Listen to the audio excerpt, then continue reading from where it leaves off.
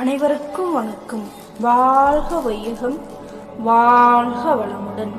உலக உயிர்கள் அனைத்தும் உடல் ஆரோக்கியம் மற்றும் மன ஆரோக்கியம் பெற்று சிறப்புடன் வாழ இறைவனை பிரார்த்திப்போமாக.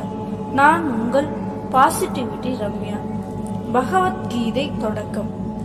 கிருஷ்ணர் அர்ஜுனன் கிட்ட சொல்றாரு, அர்ஜுனா, நடக்கக்கூடிய இந்த யுத்தத்துல நீ வெற்றி பெறணும்னு ஆசைப்பட்டு போர் செய்யறேன்னு வை. ஒருவேளை தோல்வி அடைஞ்சினா உன்னுடைய உள்ளம் முழுக்க அளப்பரியா வேதனை அடையும். அந்த வேதனையானது மீண்டும் வெற்றி அடைய செய்வதற்காக உன்னை மறுபிறவி எடுக்க வைக்கும். ஒருவேளை நீ போர்ல வெற்றி அடைஞ்சினா உனக்குள்ள ஒரு அகங்காரம் ஓங்கி நிற்கும். இந்த அகங்காரமானது இந்த உலகத்தையே வெற்றி பெறணுங்கிற ஆசையை தூண்டும். இதனால நீ படுகொலையும் செய்யலாம், பாவக்கடல்லையும் மூழ்கலாம். சிந்தித்து பார் அர்ஜுனா. ஒருவேளை நடக்கிற இந்த யுத்தத்துல உனக்கு வெற்றியுடைய மோகமோ தோல்வியுடைய பயமோ இல்லாம இருந்தா யுத்தத்தில் நீ பெறுவது சுகமா இல்லை துக்கமா அர்ஜுனா அப்படின்னு சொல்லி கேட்கிறார்.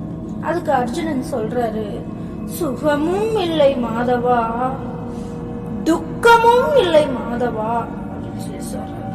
அப்ப கிருஷ்ணர், அப்படின்னா உன்னுடைய சுகம், துக்கம், வேதனை, நிராசை, அகங்காரத்துக்கு இந்த யுத்தம் காரணம் அல்ல.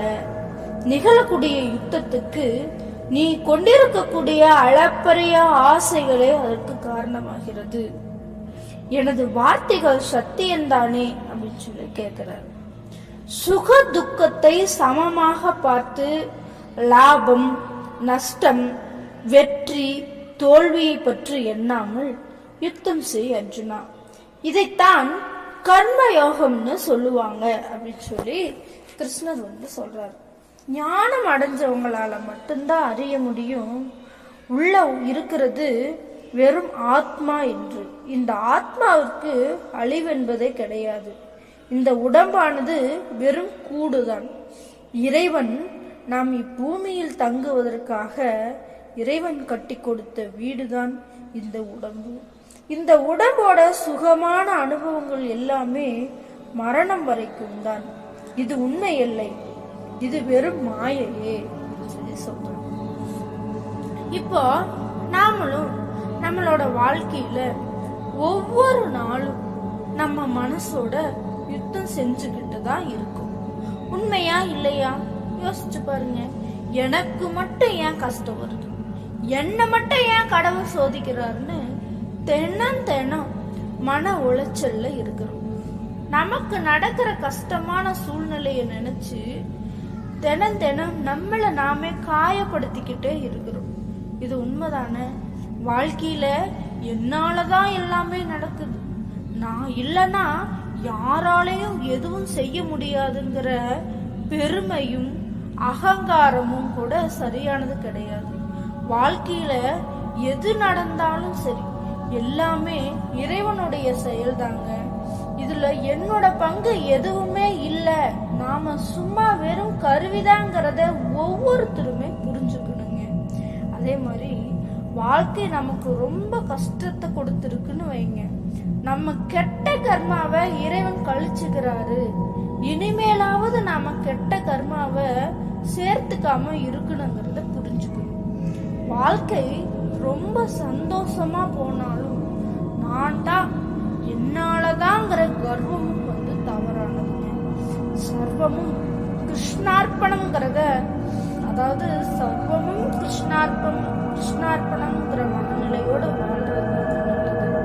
அதே மாதிரி இறைவன் இந்த உலகத்துல பற்றற்ற பற்றோட வாழு அப்படின்னு சொல்லி சொல்றாங்க. ஓகேவா? நம்முடைய கடமையை செய்யணும். இந்த உலகத்துல இருக்கிற எதுவுமே நம்முடைய இது கிடையாதுங்கிறத நாம நல்லா புரிஞ்சுக்கணும். எல்லாமே இறைவனுடையது. நாம சும்மா சுற்றுலா மாதிரி பார்த்துட்டு போக வந்திருக்கோம். இதுதாங்க உண்மை. நமக்கு பிறக்கிற குழந்தை நம்மது கிடையாதுங்க, அது இறைவனோடது. அத நம்ம மூலமா இறைவன் பூமிக்கு கொண்டு வந்திருக்கிறார். அவ்வளவுதான். என்னுடைய வீடு, என்னுடைய காரு, என்னுடைய காசு, பணம், சொத்து, சொகம்னு இருக்கிறப்போ ஒரு நாளைக்கு அது இல்லாத போயிடுச்சுன்னா மனசு ரொம்ப வலிக்கும், மனசு ரொம்ப காயப்படும்.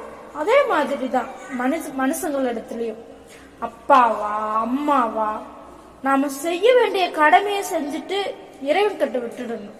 இறைவா, உங்க குழந்தை தானே, நீங்களே பார்த்துக்கோங்க. இதே மாதிரிதான் எந்த ஒரு உறவு பற்றோடு இருக்கும்போது அது அந்த உறவுனால சின்ன ஒரு மாற்றம் ஏற்பட்டாலும் சரி, இல்ல அவங்களே நம்ம காயப்படுத்தினாலும் சரி, நம்மளால தாங்கிக்க முடியாது. மனசு ரொம்ப வலிக்கும்.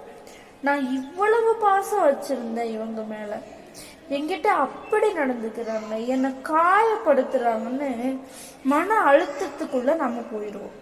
இதுவே எதுவுமே என்னோடது இல்லை, எல்லாமே இறைவனோடதுன்னு நினைக்க ஆரம்பிச்சிட்டோம்னா, இறைவா நீதான் இந்த பொருள் எல்லாம் கொடுத்த, உன்னோடது, நீயே வாங்கிக்கிட்ட, நீதான் கொடுத்த, இப்ப நீயே வாங்கிக்கிட்ட, சரி உங்க விருப்பம்னு போயிடும். அவ்வளவுதான்.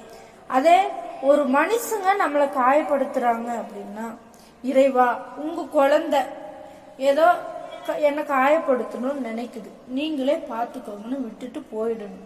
அதே ஒரு பற்றற்ற பற்றோட வாழும்போது, வாழ்க்கைய பற்றற்ற பற்றோடு வாழும்போது எந்த ஒரு இழப்பானாலும் சரி, அதிலிருந்து நம்மளால எளிமையா அதிலிருந்து மீண்டு வர முடியும். இந்த உலக வாழ்வினை பற்றற்ற பற்றோடு வாழ்வோமாக, அதாவது டிட்டாச் அட்டாச்மெண்டோடு வாழ்வோமாக. என்னுடைய கருத்துக்கள் உங்களுக்கு பிடிச்சிருந்தா சப்ஸ்கிரைப் பண்ணுங்க, ஷேர் பண்ணி கமெண்ட் அண்ட் லைக் பண்ணுங்க. என்னை தன்னுடைய செல்ல குழந்தையாக வைத்திருக்கும் இறையர்களுக்கு கோடான கோடி நன்றிகள். Thank you so much.